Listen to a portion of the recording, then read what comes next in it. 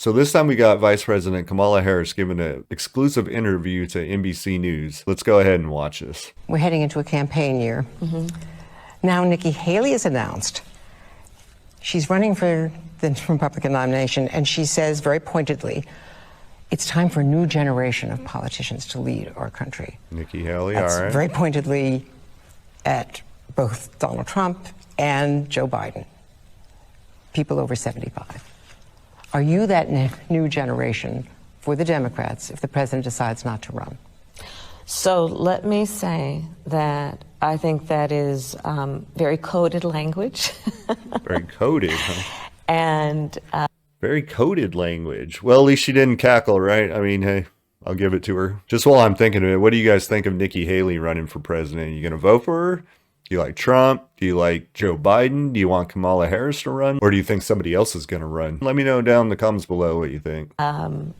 what I know from traveling our country is the American people want leaders who will see what's going on in their lives and Do want create leaders. solutions. Not just offer solutions, but create solutions. And in Joe Biden, we have a president who is probably one of the boldest and strongest American presidents we have had in his response to the Do you guys think Joe Biden is the strongest and most boldest president we've ever had? I don't know. I'm not saying either way. Let me know what you think. needs of the American people. Ask any senior in America who has diabetes, who has been looking at the likelihood, the possibility of going bankrupt or paying for their insulin. And because Joe Biden is strong and bold, finally, we have capped the cost of insulin for our seniors at $35 a month, and we'll cap the cost of prescription medication for seniors at $2,000 a year. Because of bold leadership Well, I mean, that's that good. understands the needs of the American people, under Joe Biden, we are now going to get rid of lead in pipes in America. Grandmothers and grandfathers, for Shouldn't we have gotten lead out of pipes long ago? Like, what are we doing? What are our politicians doing? for years have been complaining about the toxic effects of lead poisoning on their children because of Joe Biden's leadership. Presidents have talked about dealing with infrastructure, including, remember, Infrastructure Week? Joe Biden got it done. That's what the American people want. They want their leaders. I know where I live, our infrastructure is falling apart. Our roads suck. Everything pretty much sucks. It's all old and looks terrible. To get things done, whether it be infrastructure, whether it be investing in America's workforce when it comes to developing and manufacturing, U.S. manufacturing of semiconductor chips, because we know that we can't Semiconductor chips, that's a big thing. It's a lot of the tension between China and U.S. right now. wait for other countries during a crisis like a pandemic to supply the supply chain with what we need. That's the work that's been done. And I cannot stress enough that the American people deserve to have leaders who get things done. Why do you think Yeah. the president has such low popularity, favorable ratings, and you have even less favorable ratings? Ooh. Why do you think that is? Ooh, that's rough. Because, yeah, Biden's approval numbers are in the tank, and hers are even lower than that. Ouch. I think I heard only 30-something% approve of Kamala Harris's job. So, well, at least the American people are united on one thing, and we all agree on one thing. Kamala Harris is not doing a very good job. Ouch. I will tell you what I see when I'm out on the road. I see people thanking the president. It's not thanking translating. our administration. I think that what we have to do is focus on Yeah, it's not translating. what is actually strengthening America and the American people and American families. And when I talk with American families about what they want and what they care about, things like bringing down the cost of health care, bringing down unemployment, doing the work of strengthening and growing America's workforce, including American manufacturing, that's what the American people want. Dozens of Democratic leaders are saying that I mean, yeah, that's what we all want. That's what we've been saying for years and I mean, basically as long as I can remember, as long as I've been alive. Just who is actually doing anything about it? Do you feel like your politicians represent you? Because remember, we live in the United States. We're not a democracy. We are a republic. Everybody forgets that. Everyone, even our politicians, say, we're a democracy, our democracy, our democracy. Technically, we're not a democracy. We're a democratic republic. So anyway, there's your government class for the day. They not only don't think that he's the strongest candidate, you know, considering the larger field that could be possible given his age and other defects, but they don't think that you're the right. Yeah, and Joe Biden's old as dirt. Seems like he has a lot of trouble just doing his job, but I don't know. What the hell do I know? And Trump's old as, you know, Trump's up there too. So it's the same argument. Trump's old as hell too, but he's definitely more cognitively there. But I mean, he's old as hell too, so. Person to be on the ticket. Why do you think that?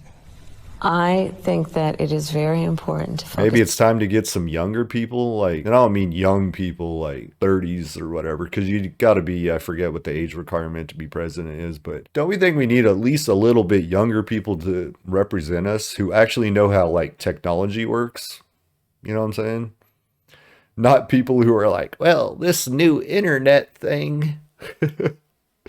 Come on. We could do better than freaking Grandpa Joe and Kamala Harris, I think. I'm just talking age-wise. Not even talking about politics right now. Anyway. Focus on the needs of the American people and not political chatter out of Washington, D.C. And you obviously ran for president in 2020.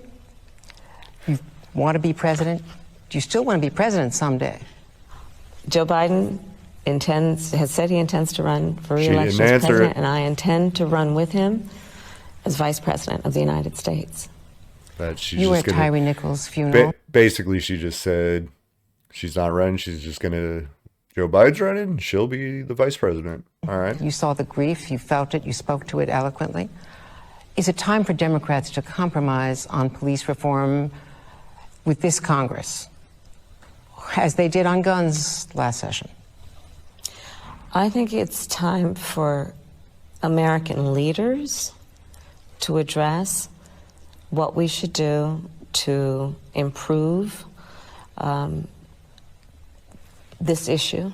And I, as you know, was a co-author of the original George Floyd Justice and Policing Act. And I am a former prosecutor.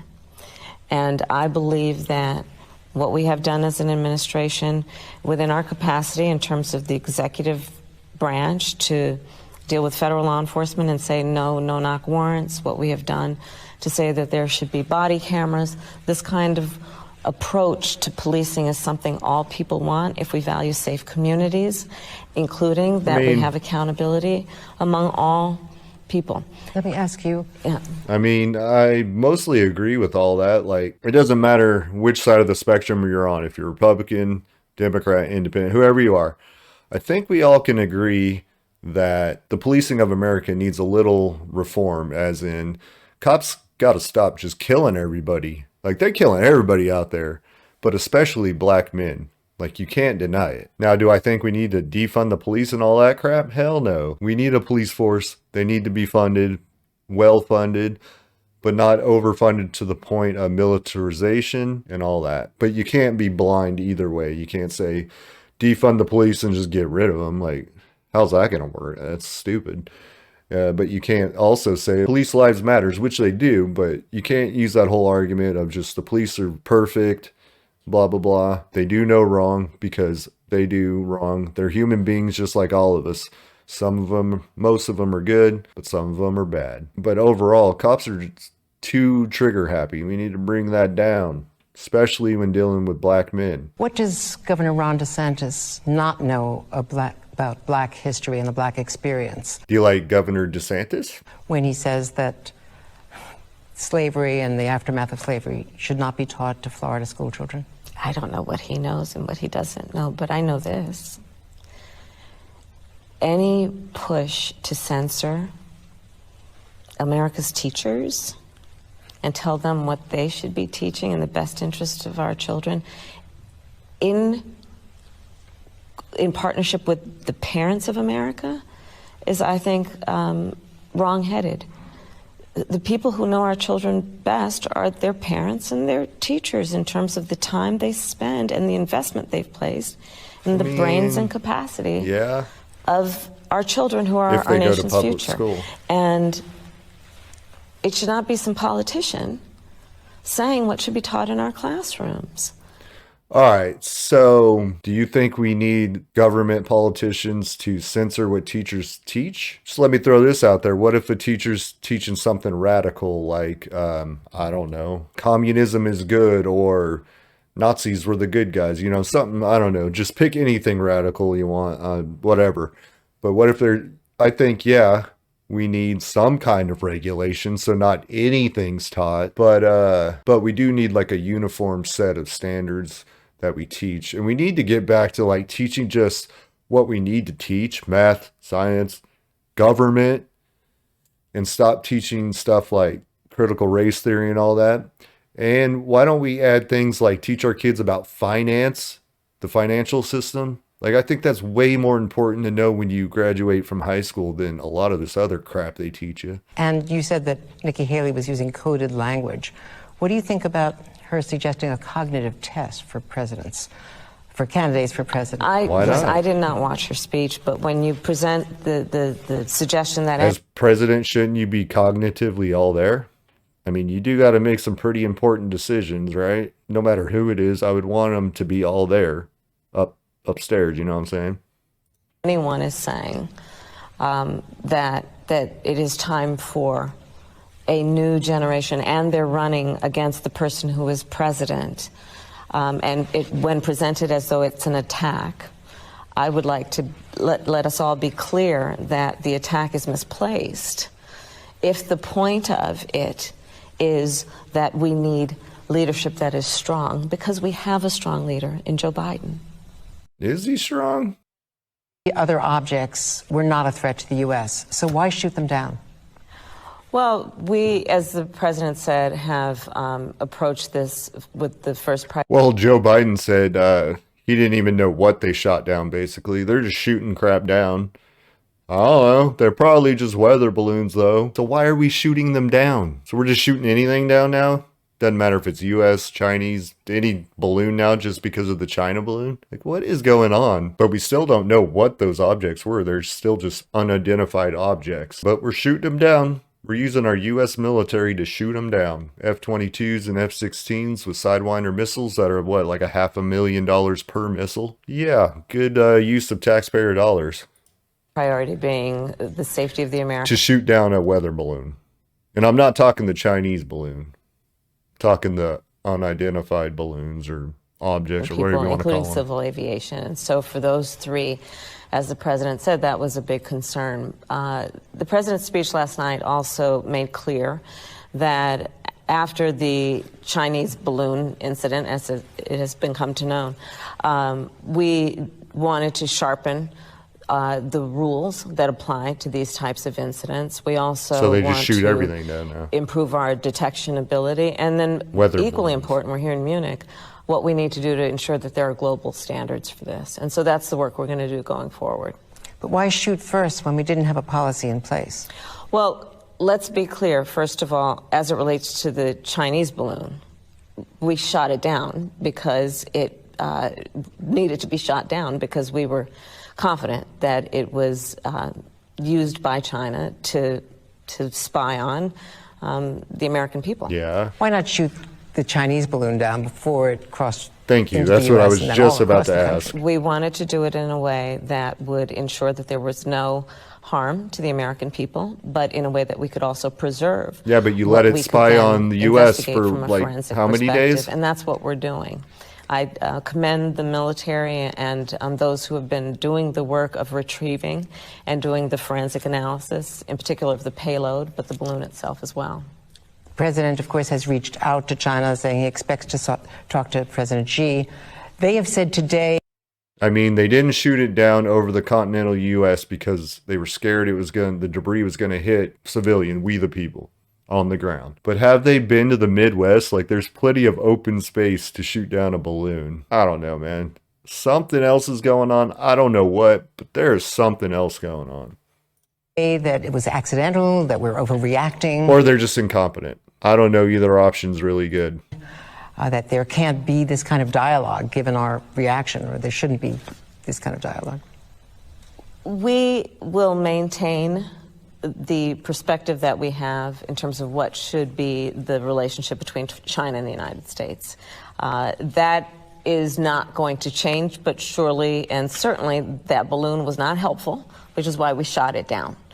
But our relationship and our policy toward China remains what it has been. And China did a bad thing. That balloon was not helpful. Wow. actually spoke directly with President Xi about this in Bangkok, after the president spoke directly with President Xi about that in Bali several weeks ago, Okay. which is that we invite competition with China, but we do not look for conflict and confrontation.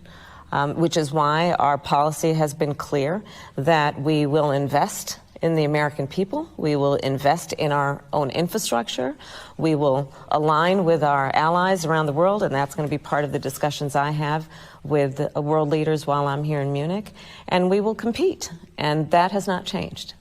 They aren't even accepting phone calls, military to military. Even during the Cold War, we had a hotline. Isn't there a real risk of miscalculation, of an accident? Like, I'm not for war at all between the U.S. and China, or war in general. We shouldn't be killing each other as human beings, but you do need to be tough against China, or they'll just walk all over you, which they pretty much have been doing. Well, first of all, we do maintain diplomatic communication. But not military to military, which is really what matters. Military is something that we will strengthen, and we realize how important that is. We certainly realize that, and I would assume and hope that the Chinese do as well. But at this point, is there a risk of miscalculation, of an accident? There is always a way to improve relationships when we have direct lines of communication. That is why our president, Joe Biden, spoke directly with President Xi on many occasions, and most recently in Bali. It is why I spoke directly with President Xi when I was in Bangkok just several weeks ago.